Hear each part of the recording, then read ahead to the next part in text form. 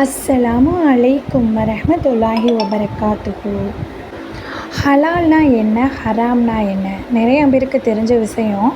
ஹலால்னா நமக்கு அவசியமான உணவுகள் சாப்பிடுவது. ஹராம்னா அது சாப்பிடக்கூடாது, இல்லைன்னா ஒரு தீய விஷயங்கள் நம்ம செய்யக்கூடாது அப்படின்னு நம்ம சொல்லியிருப்போம் இல்லையா? அதுலேயே ஒரு சின்ன ஹதீஸ் பார்த்தோம்னா, ஹலால் அப்படின்னா ஹலால்னா என்ன? ஹலால் அப்படின்னு சொல்லும் போதே நம்ம உதடுகள் எப்படின்னா திறக்கும் சொல்லி பார்த்தீங்கன்னா தெரியும். ஹலால் அப்படின்னு சொன்னீங்கன்னா அந்த வாய் 2 உதடுகளும் என்ன செய்யும்? திறக்கும் இல்லையா? நீங்கள் சொல்லி பார்த்தீங்கன்னா தெரியும். இதுவே நீங்கள் ஹராம்னு சொல்லி பாருங்களேன், அது ஹராம் அப்படின்னா என்ன? நம்ம 2 உதடுகளும் என்ன செய்யும்னா அதை மூடிக்கொள்ளும். அப்போது ஒரு ஹதீஸில் என்ன சொல்கிறாங்கன்னா, நான் சிறுவனாக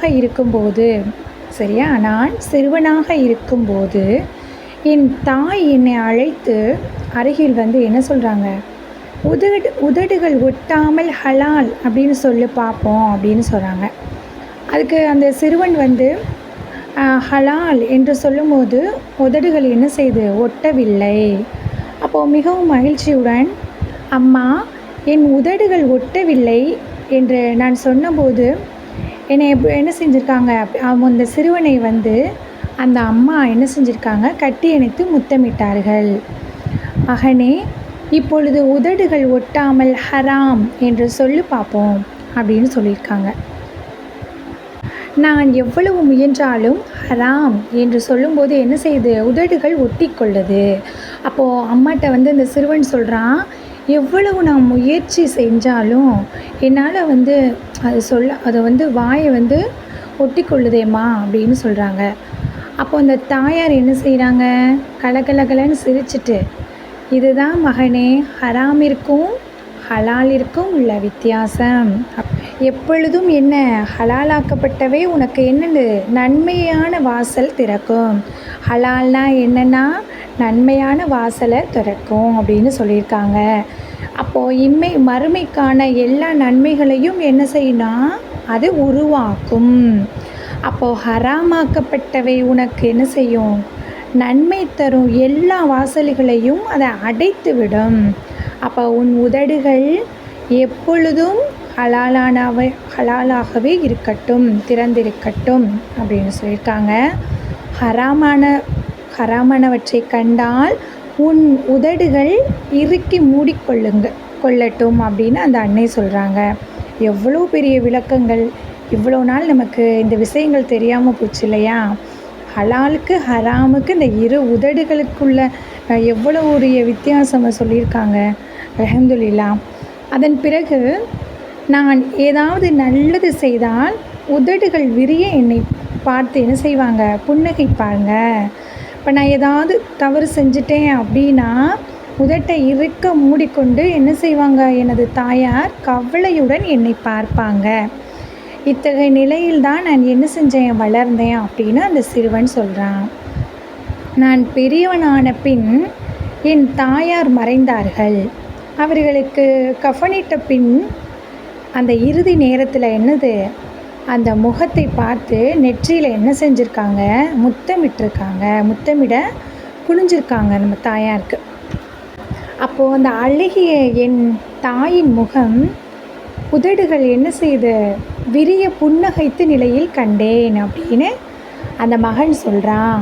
அப்போ பொங்கி வரும் அழுகையை கட்டுப்படுத்தியவனாக என் அன்னையின் நெற்றியில் என்ன செஞ்சேன்? முத்தமிட்டு சொன்னேன். என்ன சொல்லியிருக்காங்க? அம்மா, அல்லாஹுவின் மீது சத்தியமாக நான் என்ன செஞ்சுருக்கேன்? உறுதிமொழி எடுத்துக்கொள்கிறேன். மறுமையில் உன்னை சந்திக்கின்ற வரை நான் ஹலாலை பேணி நடப்பேன் அப்படின்னு அவங்க உறுதிமொழி எடுக்கிறாங்க.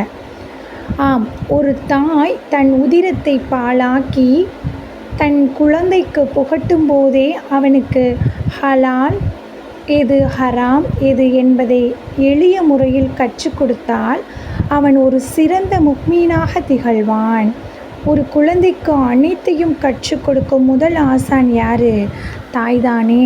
அப்போ நம்ம எவ்வளவு தான் நம்முடைய குழந்தைகளுக்கு ஹலாலான விஷயங்களை நாம் சொன்னாலும் அவங்க என்ன செய்வாங்க? வெளியில் உலகத்தில் அனைத்து குழந்தைகளிடம் பழகும்போது அந்த அந்த பசங்க வந்து அந்த ஹலாலுக்கு தெரியாமல் இருந்திருக்கலாம். அப்போ வந்து நம்முடைய பிள்ளைகள் ஹலாலாக வளரும்போது, அவன் மற்றவங்க பிள்ளைகளை ஹராமாக செய்யும்போது அதை பின்பற்றி அவனும் சீர்கெட்டு போகிறான்.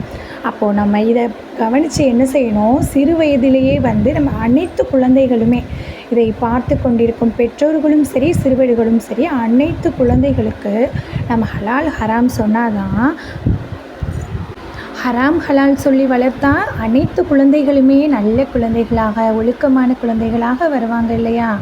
இன்ஷா அல்லாஹ் அனைவரும் அல்லாஹ்விடம் துஆ செய்யுங்கள். அனைத்து குழந்தைகளுமே வந்து ஹலாலான முறையில் நல்ல ஒரு அன்பான பிள்ளைகளாக, கண்ணியமான பிள்ளைகளாக வளரணும்.